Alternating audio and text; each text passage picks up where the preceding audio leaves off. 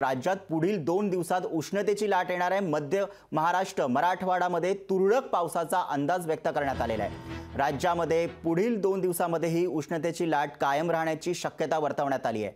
मात्र कोकण, मध्य महाराष्ट्र आणि मराठवाड्यात तुरळक भागांमध्ये पाऊस किंवा विजांच्या कडकडाटासह पाऊस पडण्याची शक्यता हवामान खात्याने वर्तवली आहे। याशिवाय पुणे, जळगाव, धुळे, सोलापूर, सातारा, कोल्हापूर, छत्रपती संभाजीनगर, बीड, धाराशिव, जालना या 10 जिल्ह्यांमध्येही मेघगर्जनेसह वादळी वारे वाहू शकतात।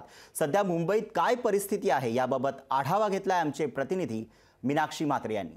मागच्या काही दिवसांमध्ये राज्यामध्ये अनेक ठिकाणी वादळी वाऱ्यांसह पाऊस पडला होता। आपण पाहतोय की सध्या राज्याच्या अनेक भागांमध्ये पाऊस जरी पडत असला तरी उकाडा जो आहे तो जाणवत आहे। सध्या मुंबईतली परिस्थिती पाहिली तर मुंबईत देखील ढगाळ वातावरण आज दिवसभरामध्ये पाहायला मिळत आहे। तसंच आपण पाहिलं तर 3 दिवसापूर्वी मुंबईत वादळी वाऱ्यांसह जोरदार पाऊस झाला होता आणि या पावसानंतर मुंबईत तात्पुरता गारवा जाणवत होता। परंतु मागच्या 2 दिवसापासून मुंबईतील उकाडा जो आहे तो प्रचंड वाढलेला आहे। त्यामुळे आज दिवसभर अशीच परिस्थिती जी आहे ती कायम राहण्याची शक्यता वर्तवण्यात येत आहे।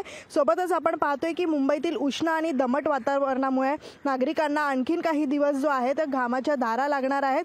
मात्र एकूणच सध्या आपण पाहिलं तर हवामान विभागाच्या अंदाजानुसार 19 मे पर्यंत मान्सून जे आहे ते अंदमानमध्ये दाखल होऊ शकतो आणि यासोबतच आपण पाहतोय की पुढील वातावरणामध्ये ज्या पद्धतीत हवामान विभागाने माहिती दिलेली आहे तर मान्सून 7 ते 10 जूनच्या आसपास महाराष्ट्रामध्ये दाखल होण्याची शक्यता वर्तवण्यात येत आहे। सध्या आपण पाहिलं तर पुढील 2 ते 3 दिवसांमध्ये मुंबईत दमट यासह आणखीन उन्हाचा जो तडाखा आहे तो असाच कायम जाणवण्याची शक्यता हवामान विभागाकडून वर्तवण्यात येत आहे। जर्नलिस्ट राजेश मनियारसह मीनाक्षी म्हात्रे, लोकशाही मराठी, मुंबई। लोकशाही मराठी, ऐका, पहा, जागरूक रहा।